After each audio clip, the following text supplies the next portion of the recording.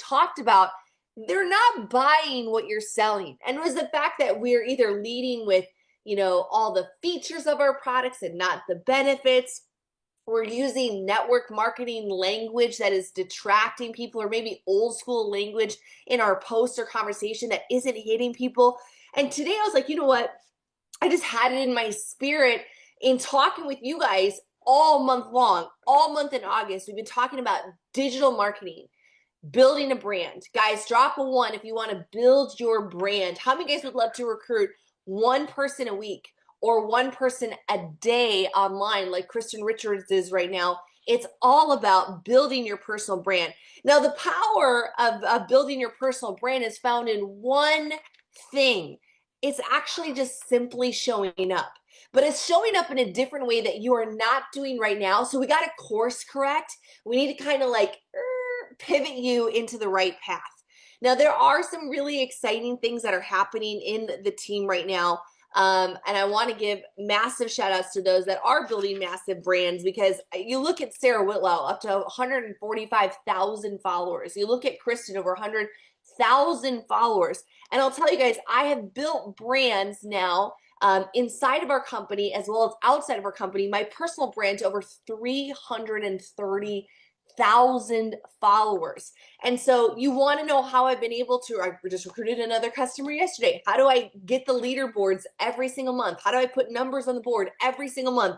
In maternity leave, on vacation, I recruited a new consultant while in Alaska. How does this happen? It happens because I built a personal brand. It's the power of showing up. I want you guys to know this. There are millions of people right now that are praying for someone like you. Now, you didn't write that down because you thought that I said there are millions of people praying for a solution that you have. This is the difference. This isn't going to be a conversation about LifeVantage. We're not talking about LifeVantage today. We're not talking about Protandim. I want to talk about you. I want you to put in big, bold, capital letters, Y-O-U. Bold, italicized, underlined, outlined, as large as you can do it on your page. There are millions of people that are praying for you. They need your story. They need your perspective. They need your energy. But they can't find you right now because you're stuck. You're stuck in the overwhelm and overthinking about just simply showing up online. And I'll tell you guys right now, write this down. The internet is not oversaturated. You are just being too quiet and far too boring. The internet is not oversaturated. You are not plagued with a problem with the algorithm. You are just far too quiet when it comes to your online presence, far too inconsistent, and far too vanilla, boring, playing it safe. This is why it matters to show up. Now I want to tell you guys my secret sauce and why consistency changed everything for me is all in my background. For the last 15 years online, I've showed up essentially every day in the most vulnerable and honest way. I don't remember anybody teaching me this. It was just the way that I could show up. I couldn't imagine being anything but me. In fact, when I had mentors tell me, don't talk about such and such, don't talk about what you believe in, don't talk about faith, don't talk about Jesus. So, you can mention spirituality, but don't mention Jesus Christ. When people would say that to me, I was even that much more excited to talk about what it is that I believe in. Now, this is not an evangelistic conversation here today. If you don't know God, I'll introduce you to him. This is a conversation about you being you, boo-boo, okay? And for me, I couldn't imagine coming online, showing anything but the raw, real version of who I am. Because if I'm lying, I'm dying. And so every single day I showed up with who I am and what I believed. Could you guys imagine, for 15 years now, I've been 15 years online, maybe 16 actually, because 2009 is really when I started. So nearly 16 years online. Could you imagine if I stayed quiet?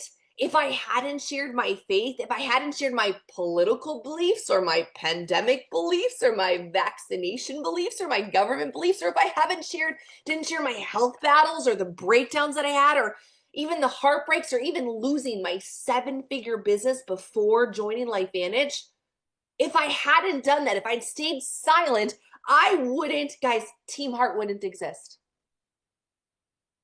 Team Heart, you wouldn't be here. Team Heart wouldn't exist. Over 65,000 people have said yes to our products. 65,000 people would have never experienced activation. Thousands of people would have never experienced the life-changing business side of the paycheck. But because I said yes to sharing my story and showing up every single day, not once, not every so often, not a few times, not for a month or a 90-day run, but every single day showing up and telling my story, 65,000 people said yes. It wasn't that I had 15 or 16 years of perfection. It was 15 or 16 years of unbridled consistency. Write this down. People trust the person who shows up again and again. People trust the person that shows up again and again. So here's a big point. Point number one, if we're going to be taking some notes here today, is you've got to stop hiding. Jean, you know that I do a lot of coaching when it comes to branding. A lot of people don't know that I also coach companies and I coach top leaders and I coach teams all across the industry. It's part of my brand, Soul CEO.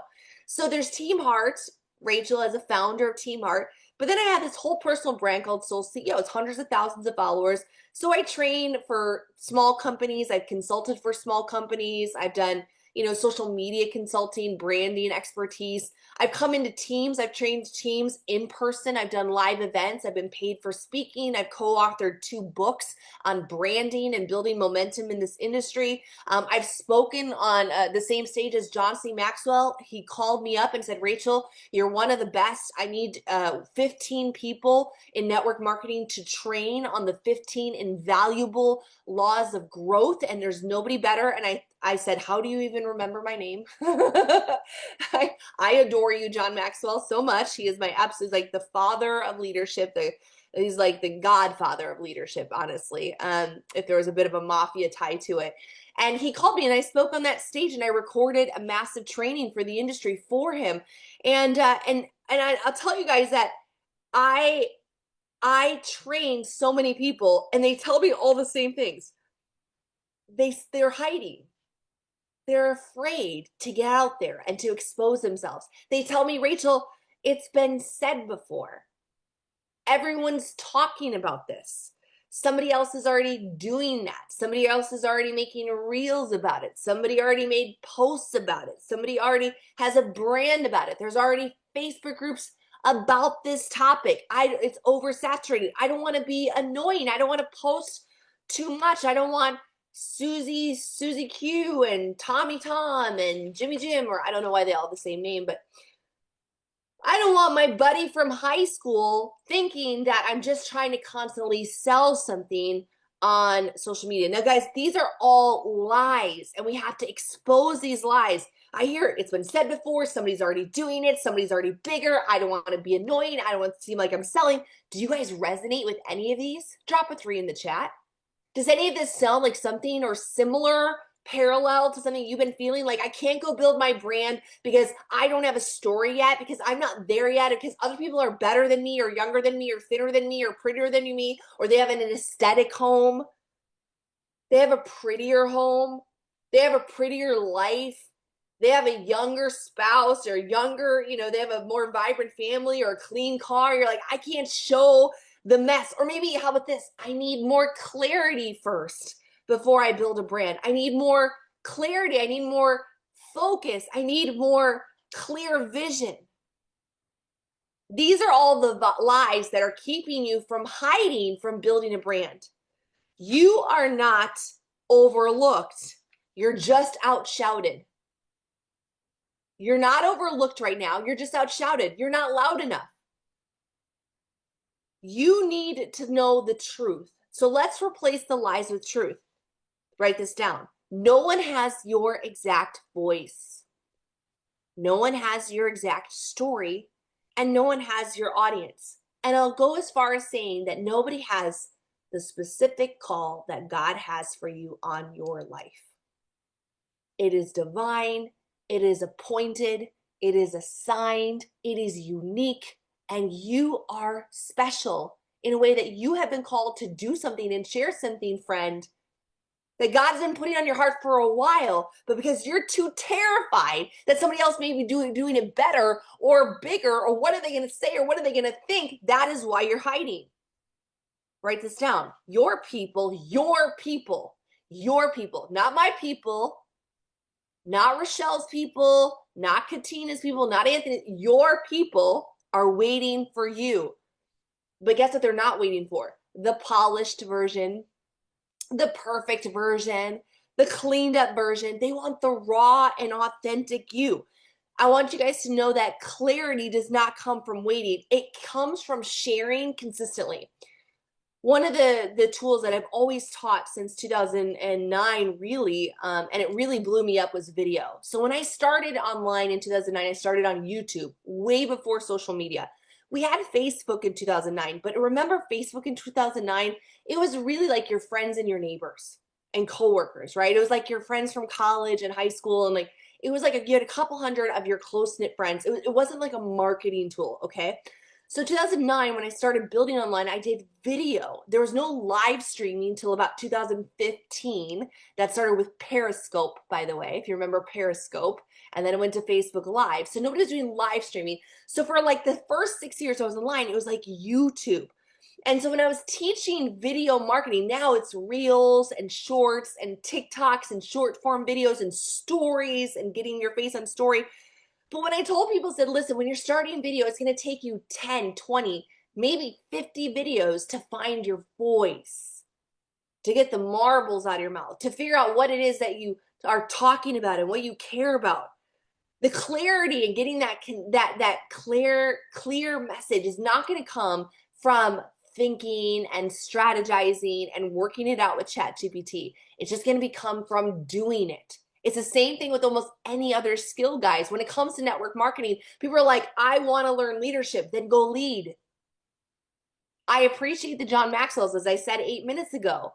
I love the podcast. I love that you guys are reading it. I host Legends every year. We do a big session of Legends for several months in a row. We bring in all of our MC1s and above, and we train them on the basics of leadership development. But I'll tell you, until you actually pick a person and lead them, or a group, and you lead them, and you do it raw, and you do it a little wrong, and you bruise your skin, your knees a little bit, you flub up a little bit, that's when you learn how to lead. It's the same thing with finding your voice. Let's talk about the myth of saturation. Here's the truth. There are billions, write this down, billions of people online daily, and millions of them are searching for these key things: hope, health, community, and a second stream of income. Hope, health, community, and a second stream of income. Doesn't that sound like something that you offer? Doesn't that sound like something that's at the core side of your offer? The problem isn't competition. It's invisibility. So by overthinking who you are and what you should say and what you should post, you're staying safe, and worse yet, copying what other people do, copying how other people post, copying their branding, copying their verbiage, ripping off and repeating their text caption. You begin to blend in instead of standing out. Now, here's the reminder, guys. People don't want perfect. They want real. They want somebody that they can relate to. When they see your content, when they see your post, when they watch your live or your reel, they say, she gets it. She gets me. He gets me. Me too. That's what we want to create. So I want to expose the lies. The truth is that there's nobody like you, and your people are waiting for you. And it's not about oversaturation, because there are millions of people that are literally waiting for you just to step up and have some cojones with your message. I need you to think bigger than a profile. Write this down. You need to build a movement and not just a profile. You're not just building your Jean Goldman Instagram. You're not just building your Katina Karan Facebook page. You are not just building a page, you're building a movement that has your name on it. So here's some questions to ask yourself, because if they're not buying what you're selling, you have not yet figured out what it is that you stand for. Number one, what do you care so much about that you could talk about it every single day, day in and day out? regardless of how many views you get. Okay? What could you talk about day in and day out? Even if you got low views, even if you didn't have a ton of engagement, even if you didn't get a lot of messages, but you believe in it so much that it's going to be the peak or like the foundational cornerstone of your brand. Second question, what hill are you willing to die on? Or it might be several hills. Like what things, like, you know what? You might say, you know, I feel that I'll go super, super, super controversial just for the sake of this. That you believe that under no circumstances, absolutely none, that children should not go into public education, that they should be homeschooled. Or that absolutely no reason, without shadow of doubt, no excuses, that no child should ever receive a vaccine. Those are pretty harsh, pretty conservative, pretty, you know, far out there beliefs that millions of people subscribe to, right? But they are different. That's a hill you might die on. You might say, listen, there's no way in heck I'm putting my children, and I don't think you should put your children into public education. And your hill that you're willing to die on and talk about it is the fact of how you are homeschooling your kids and keeping them out of the government machine and the propaganda machine, which, by the way, was literally the public school system. You need to understand where it came from by J.D. Rockefeller. He created the public school system to create better workers, more obedient workers. Our entire public school system, K through 12th grade, was literally designed to build a human brain and the cognitive system and our nervous system to follow direction, to stay in line, and to be better laborers. Our school system was not designed for self-employment, for thinkers, for dreamers, for visionaries, for the Steve Jobs or the Elon Musks of the world. I could go on a rant there. What hill are you willing to die on? Maybe it's about health. Maybe it's about a religious belief. You know, another thing that I've died on several hills when it comes to religious things, and man, it has gotten me so many followers and some haters, is I reject wholly and specifically the prosperity gospel. I don't know if you guys know this, but I love Jesus.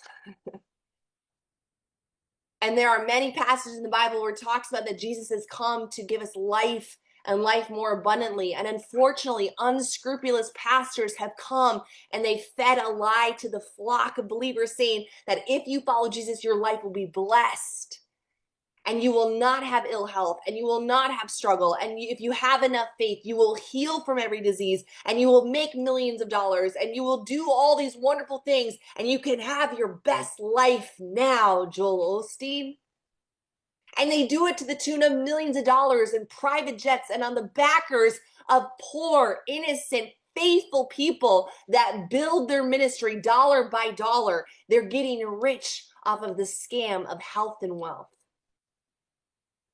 Where Jesus says, I'm coming and you're going to have big trials. You're going to have tribulations, but I sent you a gift. I sent you a Holy Ghost that will walk you through it, that will guide you through it, that will counsel you through it. And over time, if not in this world, then maybe in the next, Romans 8:28, that all things will work out for good. Maybe not right now, but maybe in the afterlife, then you'll be healed. I have family members that are entrenched in the prosperity gospel. They have given hard-earned savings to these horrific teachers, these wolves that tell them if you plant a seed of a check that you're going to be healed physically. Meanwhile, my family members are still struggling with their ailments. So when I go to social media and I'm speaking to Christian entrepreneurs, because again, we're just talking about brands here. If you're not a Christian, that's fine. You matter in Team Heart. I don't care what you believe in. Do you really care? No, we're grown adults. We can all have different beliefs. But my niche, my brand, it's not really about a niche. My brand is as a Christian because it's who I am. It's my voice, it's my passion, my belief. I can't even not share it. It's like bursting out of me. But I hate and I see my fellow entrepreneurs that learn about the law of attraction and these new age name it and claim it, blab it and grab it sort of doctrine. They read crap like Jesus Calling, and I call it all out. It's fake, it's false, it's dangerous, and it's going to lead you to a broken, misguided faith that is not accurate or biblically correct at all. Now, let me ask you this. You might have tuned out the last 4 minutes because you're like, I'm not about Jesus. Or maybe you tuned in because you're like, I'm hearing about a Jesus I didn't know about. It sounds like a little bit of a different Jesus than my Sunday pastor tells me about. Maybe I can introduce you to the right one, the correct one, the biblical one, the one that came and lived and died for our sins. Well, let me ask you this. Do you think, regardless if you believe what I believe, that I absolutely will die on those hills? That I'm passionate about it? That I'm willing to go out on a limb, raw, authentically, and share? This is the truth that I believe in. This is the truth I believe you guys should subscribe in. This is the path you guys, I'm worried, like I'm warning people. What hill are you willing to die on? See, when people follow me, they're either so like, oh my gosh, that message. I can't believe you're calling out Kenneth Copeland. He was my favorite. Or Benny Hinn or Joel Osteen. Man, that's the one. People get so upset about it. And I just call them out, false teacher, false teacher, false teacher. But you know what? For every person that I maybe offend, or maybe I correct, or maybe I rebuke, there are other people saying, yes, go get them. Amen, right? And it creates that bond and that connection that you can't replicate. The third question you should ask yourself, well, what are things that I've overcome? 2 to 3 things that you've overcome that has shaped your life forever. I talk about the fact that I've had 40 plus surgeries in my life. I've lost count. I think C-section was like 46. Have I had since one then since? No. Well, a little minor one. That didn't count. I wasn't under anesthesia. But I've had like 46 surgeries in my life. I almost died at the age of 15 to ulcerative colitis. I had a very acute version. It wasn't something that I struggled with for years and was on all these meds. It came on, and 6 weeks later, I was literally on my deathbed in Children's Hospital in Milwaukee, Wisconsin. I was in the hospital for 2.5 months. I dropped about 40 pounds of weight. When I left the hospital at nearly 6 feet tall, I was 112 pounds. You could imagine 112 pounds at nearly 6 feet tall. It looked like a albino Ethiopian. I had reconstructive surgery after reconstructive surgery. I talk about how nearly losing my life and then living my teen years, going through surgery after surgery, living with an ostomy bag for 2.5 years, losing my hair to leukemia medications because they were trying to suppress my immune system. I talk about how that shaped me in caring for my health and my temple and taking care of my body. And it made me interested in things like vitamins. At the age of 18, I started taking antioxidants because I thought I could fight free radical damage. What are other things you've overcome? I've had a business practically embezzled from me. I had a $1 million business lost because of one poor decision from a business partner. I talk about that. I talk about being abused. I talk about going through the shame of divorce, not in the details of it, not in naming or shaming or talking about anything that happened there, but talking about the pain that goes through that. What have you overcome that shaped your life that you're willing to talk about? And what would you say, number 4, what would you say to your former self if you could send her a message? Katina, if you were talking to yourself 5 years ago, Patty, if you were talking to yourself 5 years ago, what would you say to yourself 5 years younger? What advice would you give them? Where would you tell them to take heed? And this matters because these kind of become your brand pillars, the themes that your audience recognizes to and they connect to, right? What you care about, what you're willing to die on, the stories that you have, and the advice and recommendations and experience that you come from. Now, here I want to give you a bit of an action plan because they're not buying what you're selling right now.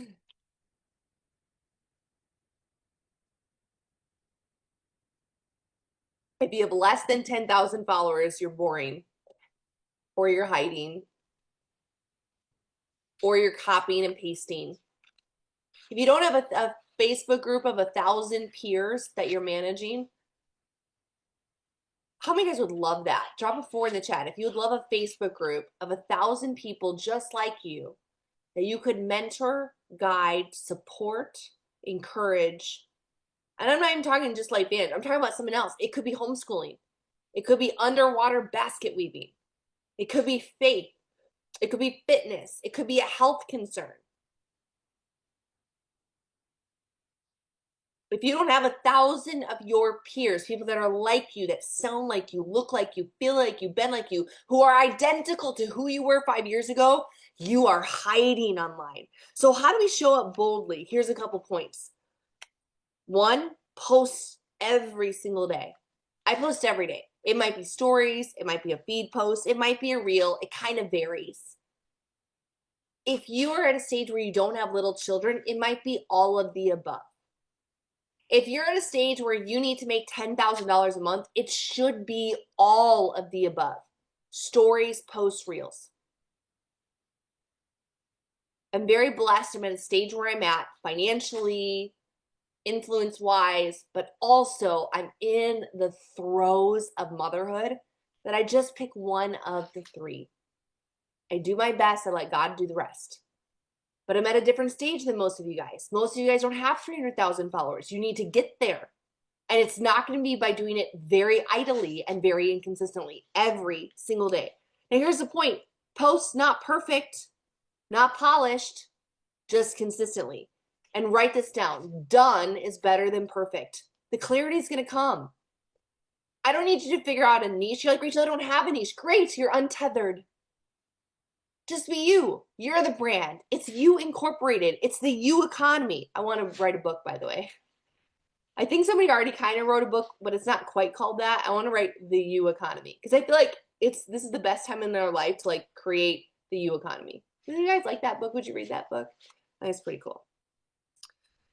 I've just had a lot of things in my head lately. I'm like, I got to get this on paper before I have more children.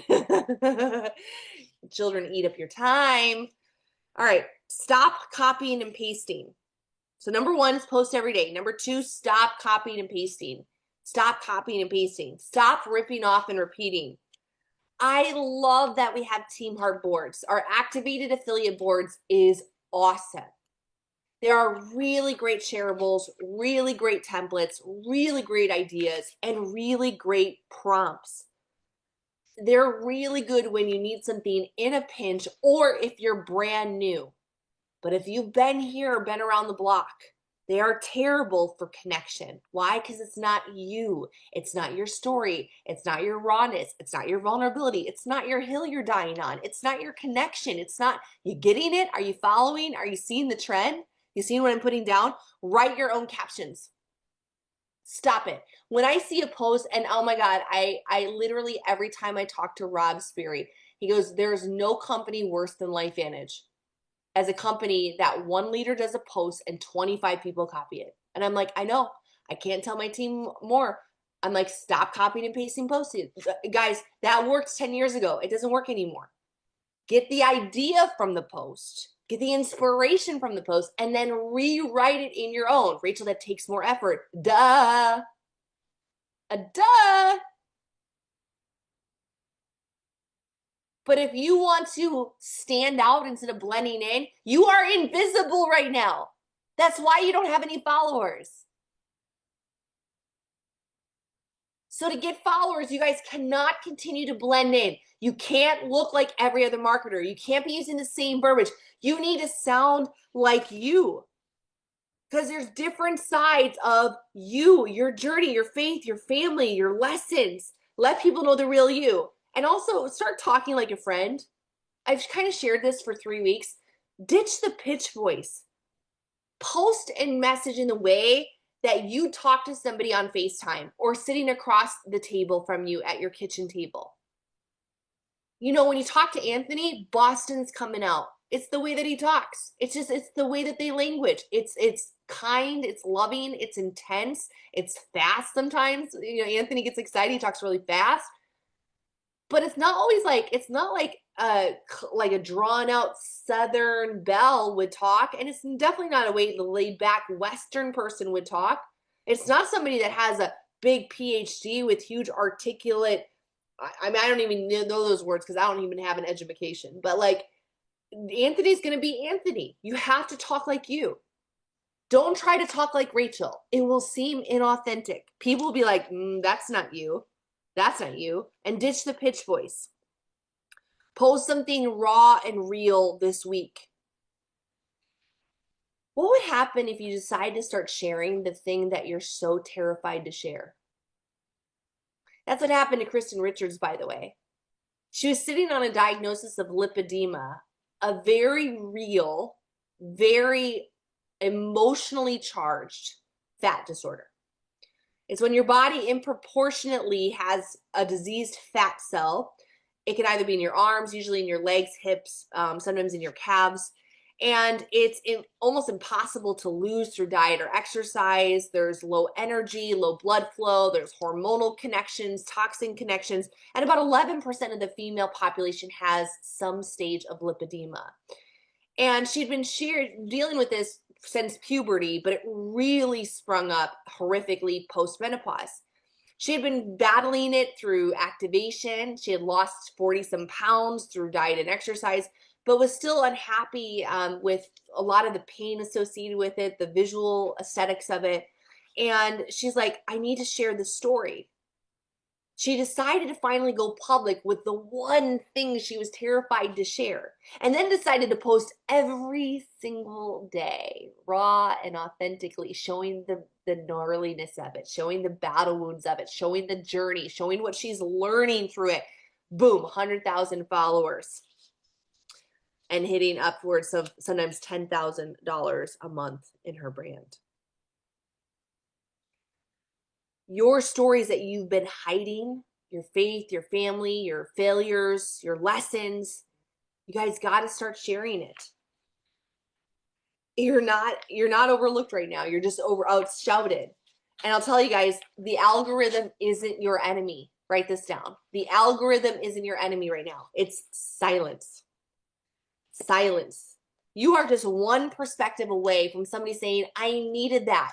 I needed that post. I needed that message. I needed that connection. I needed that product.